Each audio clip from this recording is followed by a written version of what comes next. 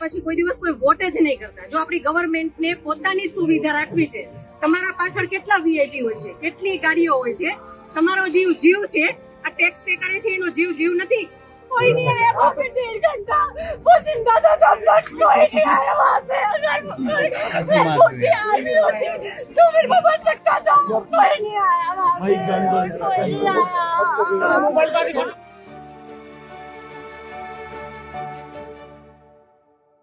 नमस्कार, मैं रवीश कुमार. तो आज का वीडियो किससे शुरू करें? पहलगाम के हमले में मारे गए लोगों के परिजनों के सवालों से, या बिहार के मधुबनी में कड़ी धूप में खिलखिलाते हंसते प्रधानमंत्री और नीतीश कुमार के चेहरे से? आतंकी हमले में मारे गए लोगों के कड़े सवाल से शुरू करें या प्रधानमंत्री की दहाड़ से? मधुबनी में पाकिस्तान का नाम तो नहीं लिया, लेकिन उन्होंने कहा कि आतंकी हमला करने वालों को सजा मिलेगी, मिट्टी में मिलाने का समय आ गया है. गोदी मीडिया के लिए यह लाइन काफी है. पहले भी वह सवाल नहीं पूछ रहा था और अब तो इस लाइन के बाद प्रधानमंत्री मोदी से भी ज्यादा दहाड़ने लग जाएगा, देशभक्त बन जाएगा. फिर भी यह कितनी खुशी की बात है कि मधुबनी की सभा में प्रधानमंत्री मोदी के साथ मुख्यमंत्री नीतीश कुमार खिलखिलाकर हंस रहे हैं. कई लोगों को यह वीडियो देखकर शर्म आ रही है, but I am feeling proud kind of कि प्रधानमंत्री खुश हैं. 22 अप्रैल को आतंकी हमला हुआ, 24 अप्रैल तक एक भी प्रेस कॉन्फ्रेंस नहीं हुई. सवालों के जवाब इसलिए नहीं देने आए होंगे क्योंकि तनाव में होंगे, हमने सोचा सदमे में होंगे. लेकिन यहां दोनों को हंसते देखकर भारत के भविष्य को लेकर सारी चिंताएं मेरी दूर हो गईं.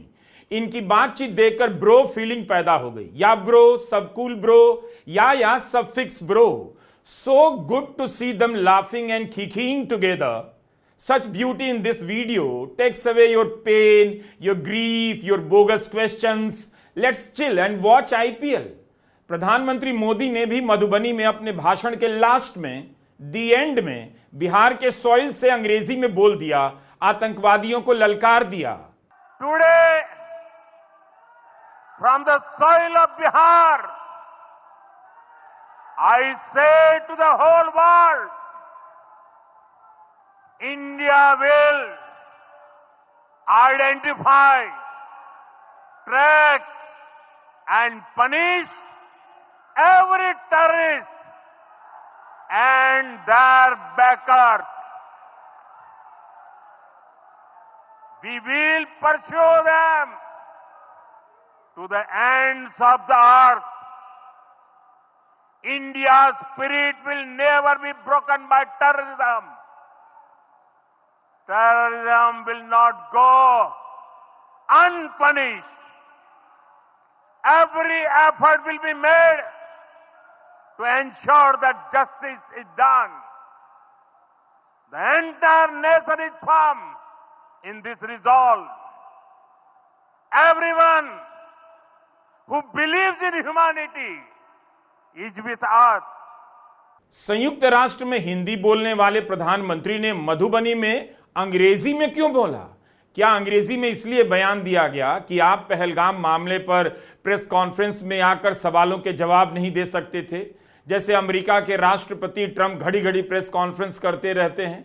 अंग्रेजी में बयान दे दिया प्रधानमंत्री मोदी ने ताकि इसी बयान से इंटरनेशनल प्रेस भी अपना काम चला ले. सवालों के जवाब कहां हैं और यह सवाल कहां है? यह बात भी नोट करनी चाहिए कि मधुबनी में भाषण देने से पहले प्रधानमंत्री मोदी ने पहलगाम में मारे गए लोगों को श्रद्धांजलि दी और उनकी आत्मा की शांति के लिए प्रार्थना की. इंग्लिश में चेतावनी से पहले प्रधानमंत्री ने सख्त हिंदी में भी आतंकवादियों को चेतावनी दी. पाकिस्तान का नाम नहीं लिया, मगर कह दिया कि सजा मिलेगी और मिट्टी में मिला देंगे. ये हमला सिर्फ निहत्थे पर्यटकों पर नहीं हुआ है. देश के दुश्मनों ने भारत की आत्मा पर हमला करने का दुस्साहस किया है. मैं बहुत स्पष्ट शब्दों में कहना चाहता हूं, जिन्होंने ये हमला किया है, उन आतंकियों को और इस हमले की साजिश रचने वालों को उनकी कल्पना से भी बड़ी सजा मिलेगी, सजा मिलकर के रहेगी।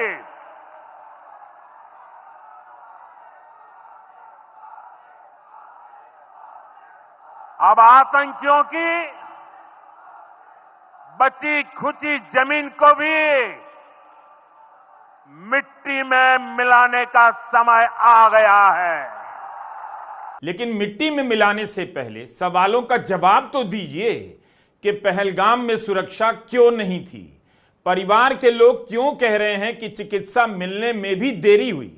कार्रवाई तो होनी ही चाहिए, आप करेंगे भी, लेकिन यह भी बताइए कि इतनी बड़ी चूक क्यों हुई? लोग कैसे मारे गए? आप रोक क्यों नहीं पाए? पुलवामा में इतना बड़ा हमला हुआ, उससे आपने क्या सीखा कि पहलगाम में उससे भी बड़ा हमला हो गया? सूरत की शीतल कलथिया ने सरकार से जो सवाल पूछे हैं उसका जवाब कब दिया जाएगा? हरियाणा के लेफ्टिनेंट विनय नरवाल की बहन ने जो सवाल पूछे हैं उनका जवाब कब दिया जाएगा?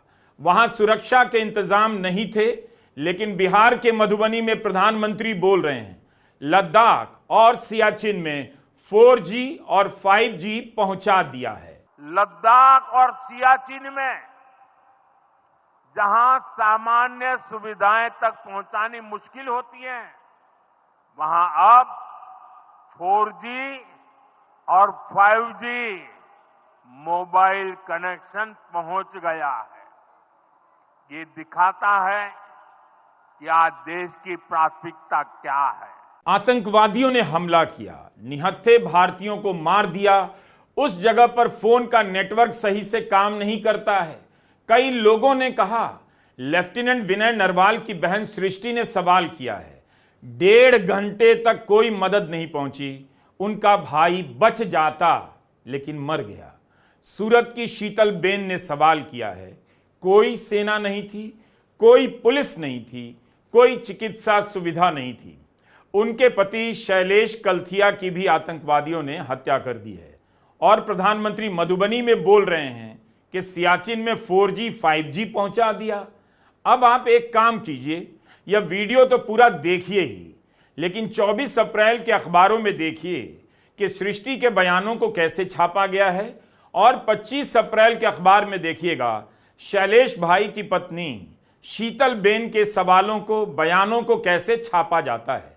सूरत की शीतल कलथिया ने जो सवाल पूछे हैं, कम से कम उसका जवाब सरकार को देना ही चाहिए। केंद्रीय जल संसाधन मंत्री CR पाटिल से जो महिला बात कर रही हैं, वही हैं शीतल कलथिया। शीतल के पति शैलेश कलथिया को भी आतंकवादियों ने पहलगाम में मार दिया। शीतल ने साफ साफ पूछा कि सेना को क्यों नहीं पता चला? आतंकवादी सामने आते हैं, हमें गोली मार देते हैं, और सेना क्या करती है? शीतल बेन के सामने केंद्रीय मंत्री चुपचाप खड़े रह गए। शायद उन्हें भरोसा होगा कि गोदी मीडिया का तंत्र देश को इन सवालों के बारे में पता ही नहीं चलने देगा। कहीं खबर चल भी जाएगी तो हाईलाइट नहीं किया जाएगा कि परिवार के लोग सरकार से इस तरह सवाल पूछ रहे हैं और मीडिया सरकार से सवाल नहीं पूछ रहा। कोई सुविधा नहीं, कोई फैसिलिटी नहीं, कोई आर्मी नहीं, कोई પોલીસ नहीं। જ્યારે મોટા મોટા નેતા આવે, કોઈ વીઆઈપી માટે પાછળ કેટલી ગાડી, ઉપર હેલિકોપ્ટર શેનાથી હાલે? ટેક્સ પે કરે છે એના ઉપર જ ને। વીઆઈપી માટે જે સર્વિસ સુશીલભાઈ આ લોકો માટે કેમ નથી? નીચે આર્મી કેમ્પમાં ચિલ્લાઈને કીધી કે ઉપર કેટલા લોકો કરે, જલ્દી કઈ કરો, અમે ઉપરથી પડતા આખા નીચે ઉતરતા, હજી ઉપર કોઈ ફેસિલિટી ગઈ નથી। ઉપર આટલું બધું થઈ ગયું તો નીચે આર્મીને ખબર કેમ ન પડી કે ઉપર આ થઈ ગયું છે? આતંકવાદી અમારી સામે આવીને ગોળી મારી દે છે, હિન્દુ મુસલમાનને અલગ કરીને હિન્દુના બધા ભાઈઓને ગોળી મારી છે, તો આપણી આર્મી કરે છે શું? લાખોની સંખ્યામાં આર્મી હતી ત્યાં, અને જે ટુરિસ્ટ પ્લેસ છે ત્યાં કોઈ આર્મી મેન નહીં, કોઈ પોલીસ મેન નહીં, કે કોઈ ફર્સ્ટ એડ કિટ નહીં। મિની સ્વિટ્ઝરલેન્ડમાં એક ઓફિસર નહોતો, કોઈ જવાન નહોતું। જો ત્યાં કોઈ હોત ને તો આ નો થાત। કોઈ સિક્યુરિટી નહીં, આ બધું બની ગયું છે છતાં નીચે જે મિલિટરી હતા એ લોકોને ખબર જ નહોતી કે ઉપર શું થયું છે।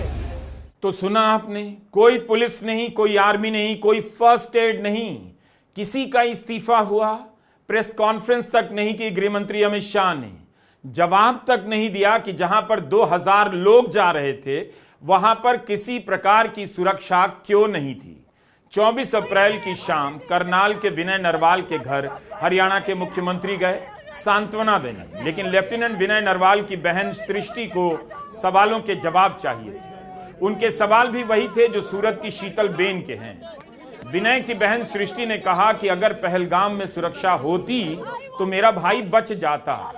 आतंकवादियों की गोली लगने के बाद भी वहां तड़पता रहा, किसी ने सुध नहीं ली, कोई नहीं आया। वहां 1.5 घंटा वो जिंदा था, तब तक कोई नहीं आया। हेल्प होती, आर्मी होती तो फिर भी बच सकता था। कोई नहीं आया वहाँ पे 1.5 घंटा, वो जिंदा था तब तक कोई नहीं आया वहाँ पे। अगर हेल्प होती, आर्मी होती तो फिर वो बच सकता था। कोई नहीं आया वहाँ पे, कोई नहीं आया।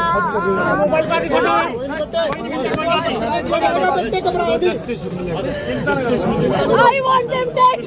जिन्होंने मेरे भाई को मारा मुझे वो dead चाहिए। वो मरेगा जिसने मारा। सृष्टि का भाई तो भारत की सेना का नौजवान अफसर था। अपने भाई के लिए सृष्टि ने जो कहा वो वीडियो आपने कितनी बार चैनलों पर चलते हुए देखा है। क्या किसी ने पहली हेडलाइन बनाई, इस पर डिबेट की? तो ऐसे खबरों को मैनेज किया जा रहा है। मनमोहन सिंह की सरकार होती तो सृष्टि के आगे 100 कैमरे लगे होते और हर चैनल पर सृष्टि का लाइव चल रहा होता। क्या यह मामूली बात है? लेफ्टिनेंट विनय नरवाल की बहन कह रही हैं सुरक्षा का इंतजाम नहीं था, चिकित्सा का इंतजाम नहीं था। 1.5 घंटे तक उनका भाई तड़पता रहा। 1.5 घंटे तक विनय के पार्थिव शरीर के साथ हिमांशी की इस तस्वीर को जिसने भी देखा है उस पर गहरा असर हुआ है। यह तस्वीर वायरल हो गई और इसका जिबली एनिमेशन बनाकर राइट विंग खातों से खूब वायरल कराया गया। देखते देखते अपने पति के पार्थिव शरीर के बगल में बेसुध बैठी हिमांशी आतंकी हमले का प्रतीक बन गई और कस्में खाने लगे लोग कि हिमांशी का बदला देश लेगा। लेकिन इस तस्वीर को आप एक और नजर से देखिए, साफ साफ पता चल रहा है कि सुरक्षा का कोई इंतजाम नहीं था। आतंकवादी हत्या कर जा चुके हैं। हिमांशी का रोना सदमे में सूख गया है और आसपास कोई सुरक्षा कर्मी नजर नहीं आ रहा। कितनी जगह खाली दिखाई दे रही है, मतलब काफी देर तक कोई नहीं आया होगा। सदमे और बदहवासी की हालत में हमने भी इस तस्वीर को इस तरह से नहीं देखा। इसके बाद हमने दैनिक भास्कर के करनाल के प्रिंट संस्करण को निकालकर देखा। हमें लगा कि इस अखबार में तो कम से कम बहन के इस बयान को बड़ा करके छापा गया होगा। कोई भी संपादक बयान के होते हुए ऐसी चूक नहीं करेगा, लेकिन हेडलाइन कुछ और दहाड़ रही थी। विनय की बहन बोली, सरकार को आतंकियों के सिर काटने चाहिए, जिन्होंने मेरे भाई को मारा मुझे वो चाहिए। इस बयान को अखबार बड़ा करता है, उसका अपना संपादकीय निर्णय है। संपादक ही बता सकते हैं कि सिर काट कर लाने वाली बात बड़ी है या 1.5 घंटे तक मदद न मिलने से भाई की जान जाने वाली बात बड़ी है। हमने आपकी सुविधा के लिए यहां घेर दिया है। विनय की बहन सृष्टि के बयान से 1.5 घंटे वाली बात गायब है। बहन कह रही हैं कि 1.5 घंटे तक मेरा भाई तड़पता रहा, किसी ने सुध नहीं ली, कोई नहीं आया। वहां 1.5 घंटा वो जिंदा था, तब तक कोई नहीं आया। हेल्प होती, आर्मी होती तो फिर भी बच सकता था। आखिर अखबार ने बयान होते हुए भी इसे लेकर बड़ी हेडलाइन क्यों नहीं बनाई और इस खबर को पहले पन्ने की दूसरी बड़ी खबर के रूप में क्यों नहीं जगह दी गई? हमने उसके बाद भास्कर का ही ऑनलाइन संस्करण देखा। इतना फर्क जरूर था कि ऑनलाइन संस्करण के भीतर सृष्टि के बयान को बेहतर तरीके से कोट किया गया था। लिखा है कि विनय की बहन सीएम नायब सैनी के सामने फूट फूट कर रोई। सृष्टि ने कहा, विनय 1 घंटे तक वहीं पड़ा रहा, लेकिन कोई मदद के लिए नहीं आया। आर्मी होती तो उसे बचाया जा सकता था। जिसने मेरे भाई को मारा वो मुझे मुर्दा देखना है। इस पर सीएम ने कहा, वो मरेगा जिसने विनय को मारा। हिंदुस्तान अखबार के वेब संस्करण में सृष्टि के बयान को हेडलाइन बनाया गया है कि 1.5 घंटे तक कोई नहीं आया, मदद नहीं मिली। विनय नरवाल की बहन बोली, बच सकता था मेरा भाई। नौसेना के थे लेफ्टिनेंट विनय नरवाल। 6 दिन पहले शादी हुई। चैनलों पर इनके वीडियो चला चलाकर इमोशन पैदा किया गया और इसी अफसर की बहन की आवाज गायब कर दी गई। जिस भाई के पार्थिव शरीर का फोटो दिखाकर देश में ज्वार पैदा करते हो, उसी भाई की बहन की आवाज कहीं कमजोर कर देते हो और कहीं गायब भी कर देते हो। क्या यह सवाल बार बार नहीं पूछा जाना चाहिए जो शीतल बेन ने पूछा है, सूरत की शीतल बेन ने, कि जब आप सुरक्षा नहीं दे सकते थे तो ऊपर घाटी तक जाने क्यों दिया? अगर किसी वजह से कहीं पर सुरक्षा नहीं दी जा सकती थी तो वहां पर 2000 लोगों को क्यों जाने दिया गया? जिस कश्मीर में शुक्रवार की नमाज सुरक्षा के घेरे में होती है, उस कश्मीर के बारे में सरकार ने गलत धारणा फैलाई कि आतंकवाद खत्म हो गया है और लोगों ने सही ही भरोसा किया। इसका जवाब कौन देगा और अभी तक क्यों नहीं दिया जा रहा है? एक और उदाहरण दे रहा हूं, जरा इस वीडियो को धीरज के साथ आखिर तक देखिएगा। खोज खोज कर पढ़ना पड़ता है, तब जाकर 2-4 दाने मिलते हैं, जिससे पता चलता है सरकार की तरफ से कितनी बड़ी चूक थी।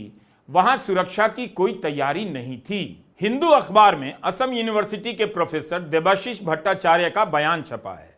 कहते हैं जब बंदूक दिखाकर उनसे कलमा पढ़ने को कहा गया, उन्होंने पढ़ दिया, उनकी जान बच गई।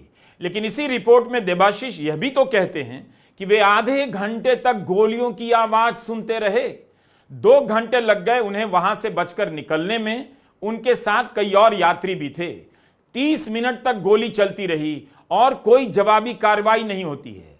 इसका मतलब है सुरक्षा के नाम पर वहां कुछ भी नहीं था। लेकिन हिंदू ने भी हेडलाइन क्या बनाई है? यही कि प्रोफेसर कलमा पढ़कर बच गए और सरकार गलती कर कर भी बच गई। सबकी हेडलाइन उसी दिशा में है जिसके जरिए सरकार और बीजेपी के समर्थक माहौल बना रहे हैं। लेकिन किसी की हेडलाइन इस बात को लेकर चीख नहीं रही कि आधे घंटे तक गोली चलती रही, कोई जवाब नहीं। आतंकवादी गोली चलाकर गोल हो गया, कोई एनकाउंटर नहीं।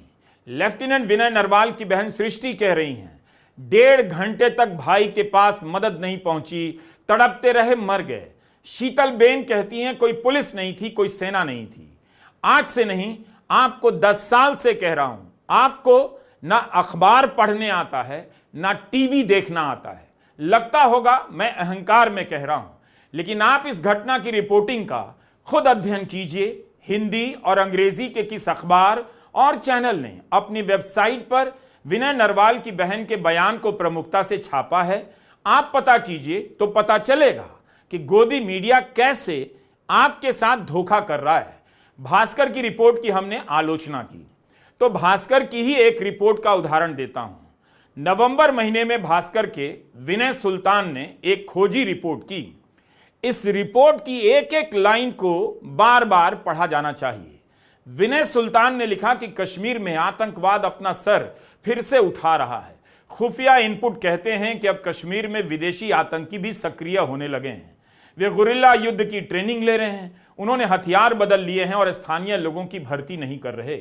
उनकी ट्रेनिंग पाकिस्तान सेना के कमांडो जैसी है। विनय लिखते हैं कि 370 के बाद कश्मीर को जो सहारा दिया जाना चाहिए था वो नहीं दिया गया, यह एक चूक रही।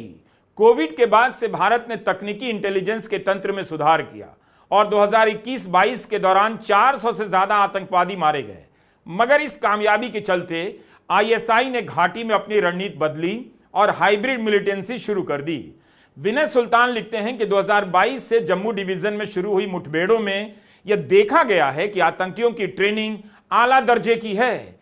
इनके हथियार नई तकनीक के हैं। इनके पास अमेरिकी M4 carbine assault rifle, night vision चश्मा और थर्मल डिवाइस हैं। संचार के लिए अल्ट्रा फ्रीक्वेंसी डिवाइस का इस्तेमाल कर रहे हैं। रास्ता खोजने के लिए अल्पाइन ऐप का इस्तेमाल कर रहे हैं। हमलों में देखा गया है इनकी फायरिंग बेहद सटीक होती थी। विनय सुल्तान की इस रिपोर्ट को सृष्टि से लेकर शीतल बेन के बयानों के साथ मिलाकर देखिए। सारा प्रोपेगेंडा अपने आप मिट्टी में मिल जाएगा और पता चल जाएगा कि अपनी कमजोरी को छिपाने के लिए दहाड़ मारा जा रहा है। जब आप दहाड़ मारने में इतना बहादुर हैं तो फिर सवाल का जवाब क्यों नहीं देते? पता चलता है कि कश्मीर में सब कुछ सामान्य होने का दावा भ्रामक था।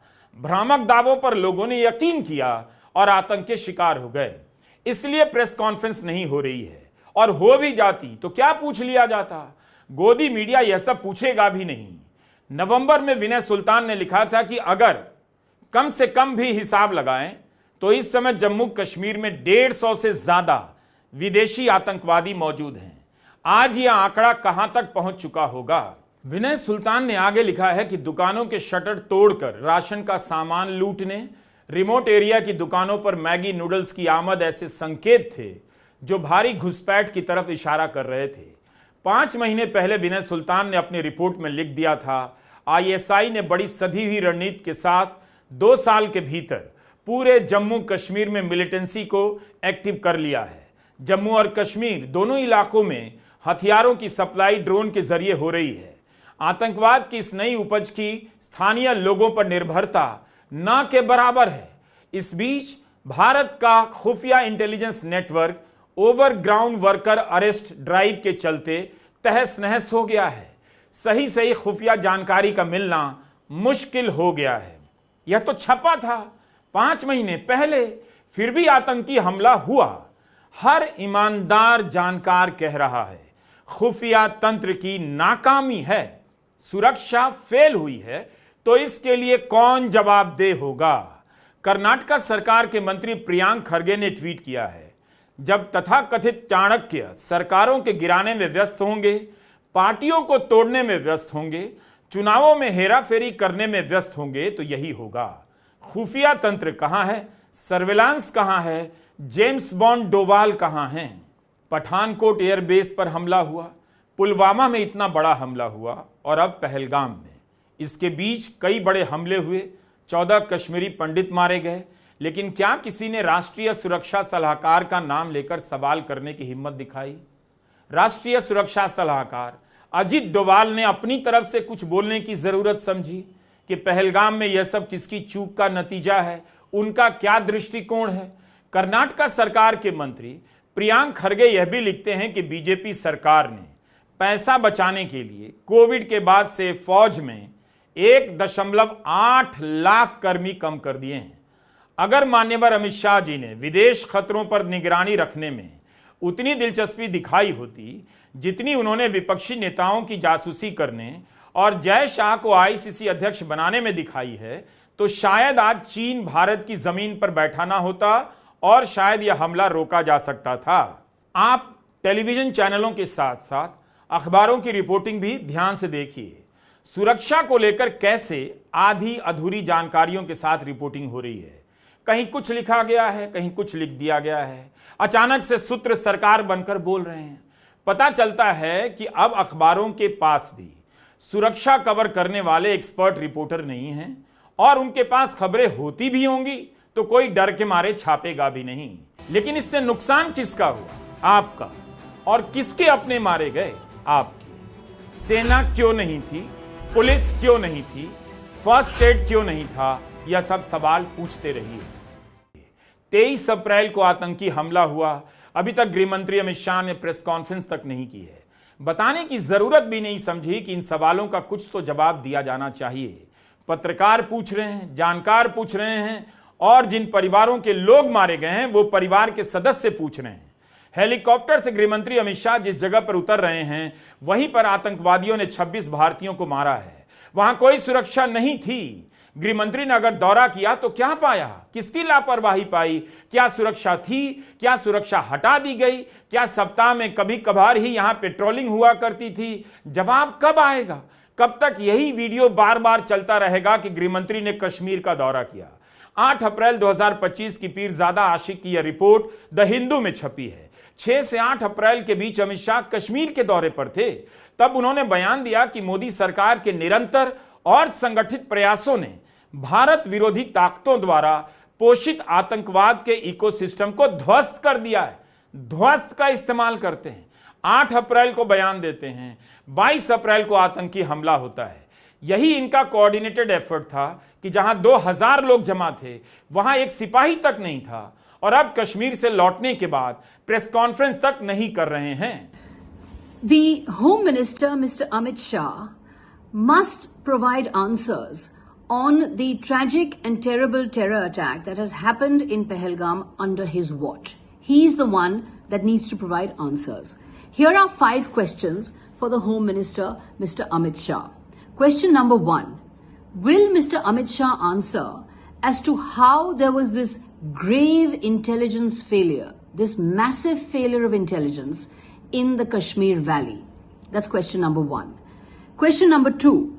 Will Mr. Amit Shah answer as to how he can repeatedly claim that the situation in Kashmir is normal? He is the one who has repeatedly pushed the situation in Kashmir is normal line. How has he repeatedly claimed that the situation in Kashmir is normal when so many innocent lives have been massacred? That's question number 2. Question number 3. Will Mr. Amit Shah answer as to what have been the coordination mechanisms between the Home Ministry and local security agencies on the ground in Kashmir?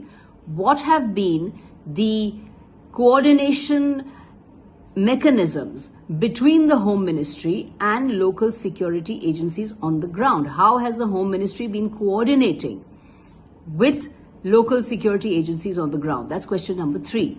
Question number 4. Will Mr. Amit Shah answer as to how he has repeatedly claimed that cross-border terrorism has been eliminated, that cross-border terrorism no longer exists when this kind of attack has taken place in Pahalgam? That's question number 4. Question number 5. Will Mr. Amit Shah admit that he has been far too involved in political management, in election management, rather than in dealing with the real issues that the Home Ministry needs to be concerned about, namely keeping the people of India safe? गृह मंत्री अमित शाह ने press conference क्यों नहीं की? आपने भी क्यों नहीं पूछा? न मीडिया ने इन सवालों को लेकर सरकार पर दबाव बनाया कि गृह मंत्री सुरक्षा से संबंधित सवालों के जवाब दें। हम इसके लिए किसी से इस्तीफा नहीं मांग रहे। इस्तीफा केवल ममता बनर्जी, एमके स्टालिन, हेमंत सोरेन और सिद्धारमैया से मांगा जाता है।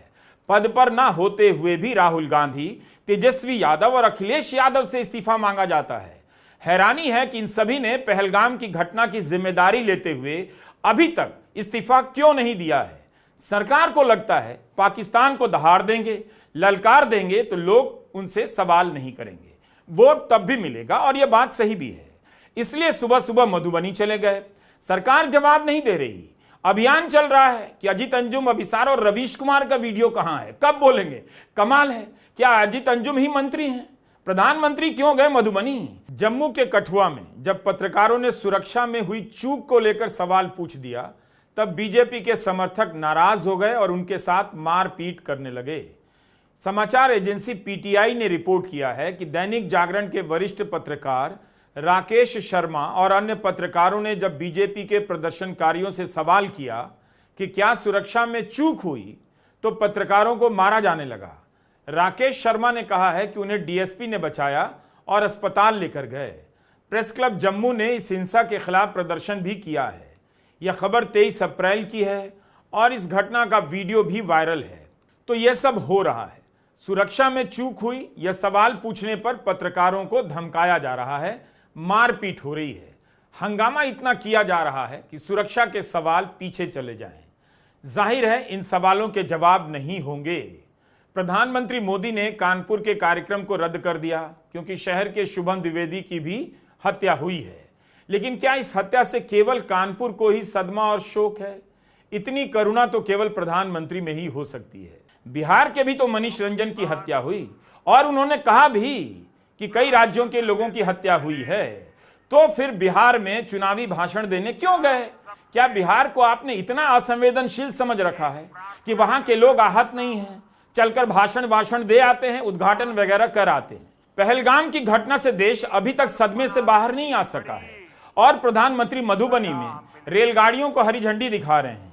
एक दिन पहले उसी बिहार की राजधानी में 23 अप्रैल को मुख्यमंत्री नीतीश कुमार से लेकर बीजेपी के तमाम मंत्री एयर शो देख रहे हैं, लुत्फ और मजे ले रहे हैं। क्या किसी ने बीजेपी के मंत्रियों से इस्तीफा मांगा? नीतीश कुमार से सवाल किया कि आतंकी हमला हुआ है, लोग सदमे में हैं, आप जहाज के उड़ने में ऐसा क्या है जो आप देख रहे हैं जिसके लिए लाखों करोड़ों रुपए पानी की तरफ बहा दिए गए? इन जहाजों को उड़ता हुआ कभी आपने पहले नहीं देखा था। प्रधानमंत्री मोदी कानपुर नहीं गए, यह कितनी बड़ी बात है, इसे बार बार बताया गया। किसी ने सूरत जाकर शीतलबेन से मिलने और सांत्वना देने के लिए मना तो नहीं किया था। ठीक है, केंद्रीय मंत्री गए, लेकिन शीतलबेन के सवालों का जवाब कब मिलेगा? सेना क्यों नहीं थी? पुलिस क्यों नहीं थी? फर्स्ट एड क्यों नहीं था? जब सुरक्षा का इंतजाम नहीं था, ऊपर क्यों जाने दिया गया? इन सवालों के जवाब चाहिए। 2019 की फरवरी में पुलवामा की घटना के बाद शहीद जवानों के पार्थिव शरीर को दिल्ली लाया गया। परिवार के लोग पार्थिव शरीर का अपने अपने घरों में इंतजार कर रहे थे, लेकिन प्रधानमंत्री के लिए देरी की गई। पार्थिव शरीर को पहले दिल्ली लाया गया, उनके आने का इंतजार किया गया। राहुल गांधी तक ने कहा है वे श्रद्धांजलि देने के लिए पालम एयरपोर्ट पहुंचे, मगर उन्हें कमरे में ताला लगाकर बंद कर दिया गया। लड़ झगड़कर वे कमरे से बाहर आए। यह सब उसके बाद हो रहा था जब श्रीनगर में श्रद्धांजलि और सलामी राज्यपाल और तत्कालीन गृहमंत्री राजनाथ सिंह दे चुके थे। अब प्रधानमंत्री किसी पीड़ित के परिजन को फोन नहीं करते, कभी किया करते थे, तब चुनाव जीतना था, देश में छवि बनानी थी कि जनता से सीधे संवाद करते हैं। 2013 में पटना के गांधी मैदान में धमाका हुआ, मोदी जी का फोन जाता था और वीडियो बनकर चैनलों पर चलता था, लेकिन अब पूछा भी नहीं जाता कि शोक की स्थिति में आप मधुबनी में भाषण कैसे दे पाए। जिन लोगों के पास कोई काम नहीं था, जो आराम से एयर शो देख रहे थे, क्या वही उद्घाटन करने का इतना मुश्किल काम नहीं कर सकते थे? शहीदों के जो पार्थिव शरीर दिल्ली लाए जाने थे, उस प्रक्रिया में भी आपसे कोई बात नहीं कर रहा था? उसमें राजनाथ जी गए थे उनको लास्ट वो देने के लिए कंधा, उसमें मैं उनके साथ था फिल्म को कंधा देने में। एक दौर तो था कि सवालों के आगे गृहमंत्री को इस्तीफा देना पड़ता था। यह दौर कुछ और है, सवाल ही गायब कर दिया जाता है, क्योंकि अब प्रधानमंत्री का काम जवाब देना नहीं रह गया है। उनका काम सोशल मीडिया पर उनके लिए नफरती ट्रोल की आर्मी और समर्थकों की फौज कर रही है। जो सवाल पूछ रहा है उसे गालियां दी जा रही हैं। यही भाषा इनकी राजनीति की विरासत है और बात संस्कृति और सभ्यता की करते हैं, जवाब गालियों से दिलवाते हैं। शीतलबेन के पति शैलेश भाई बैंक में नौकरी करते थे। 1 साल पहले मुंबई के ब्रांच में तबादला हुआ। बेटी की 12वीं की परीक्षा के बाद सपरिवार कश्मीर घूमने गए। परिवार के सामने आतंकवादियों ने शैलेश भाई की गोलियों से हत्या कर दी। शीतलबेन ने एक सवाल किया केंद्रीय मंत्री CR पाटिल से, आप काफिला लेकर आए हैं, VIP काफिला, कितनी गाड़ियां चल रही हैं, आपका जीवन जीवन है, और जो टैक्स देता है उसका जीवन जीवन नहीं है। किसी के पास इस सवाल का जवाब? પછી કોઈ દિવસ કોઈ વોટ જ નહીં કરતા। જો આપણી ગવર્મેન્ટને પોતાની જ સુવિધા રાખવી છે, તમારા પાછળ કેટલા VIP હોય છે, કેટલી ગાડીઓ હોય છે, તમારો જીવ જીવ છે, આ ટેક્સ પે કરે છે એનો જીવ જીવ નથી। આ છોકરાઓનું શું, આનું ભવિષ્ય શું? આને ડોક્ટર બનાવી છે, આને એન્જિનિયર બનાવો છો, હું કઈ રીતે બનાવીશ? નહીં, મને ન્યાય જોઈએ, મારા છોકરાનું ફ્યુચર ખરાબ ન થવું જોઈએ। આટલા વર્ષની સર્વિસમાં એને ટેક્સ તમે કટ કરીને તમે સેલરી આપો છો ને, અને ઉપર જતા અમે કઈ પણ વસ્તુ ખરીદીએ છીએ, ક્યાંય જઈએ છીએ, ખરીદી ટેક્સ, ટોલ ટેક્સ, બધા ટેક્સ તમે અમારી પાસેથી લ્યો છો। તો મારા ઘરવાળાને જયારે જરૂર હતી ત્યારે કોઈ ફેસિલિટી નથી મળી, મને એનો ન્યાય જોઈએ। તમે લોકો અહીંયા જ રહ્યો, તમે કયો મને કે તમે શું કરશો એના માટે? આ એક નહીં, આના જેવા જેટલા ભાઈઓ બધા નિર્દોષ હતા, બધાને આવડા છોકરા હતા। शीतल कलथिया अपने लिए नहीं बोल रही थीं। उनके पति की हत्या हुई है, 2 बेटों का भविष्य अब अधर में है। उनके जीवन का संघर्ष कितना लंबा और मुश्किल हो गया, इसलिए वो पूछ रही हैं सबके लिए। अब आपको शब्दों के खेल के बारे में बताता हूं। हमला हुआ, उसके तुरंत बाद अटैक होने लगा। अटैक शब्द हर जगह छा गया, लेकिन अचानक अटैक पीछे चला जाता है और एक्शन वर्ड आता है। प्रधानमंत्री मोदी के 5 प्रण की तरह 5 एक्शन हर जगह छपने लगा। गिन गिन कर बताया जाने लगा कि 5 एक्शन कौन कौन हैं, 1 2 3 4 5। लेकिन सरकार के इनएक्शन पर बात पीछे चली गई। जो इनएक्शन था यही था कि हजारों लोगों के लिए सुरक्षा का इंतजाम क्यों नहीं था। आतंकी हत्या कर इतनी आसानी से कैसे चले गए, किसी भी तरफ से उन्हें घेरा क्यों नहीं गया। इनएक्शन यह था कि एक भी आतंकी ढेर नहीं हुआ। इनएक्शन यह था कि 1.5 घंटे तक लोगों तक मदद नहीं पहुंची। तो अब मीडिया की जुबान से इनएक्शन गायब है और था भी नहीं, लेकिन एक्शन होने लगा है। एक्शन अगर किसी ने लिया है तो उसका नाम सैयद हुसैन शाह है, घोड़ावान, जिसने आतंकवादियों से बंदूक छीनने का प्रयास किया, उनसे भिड़ गया, अपनी जान की परवाह नहीं की। सैयद आदिल हुसैन शाह ने एक्शन लिया, मोदी सरकार ने नहीं। मोदी सरकार अपने इनएक्शन को छिपाने में लगी हुई है और गोदी मीडिया इनएक्शन को बचाने में। उम्मीद है आपने इस हीरो की कहानी पढ़ ली होगी।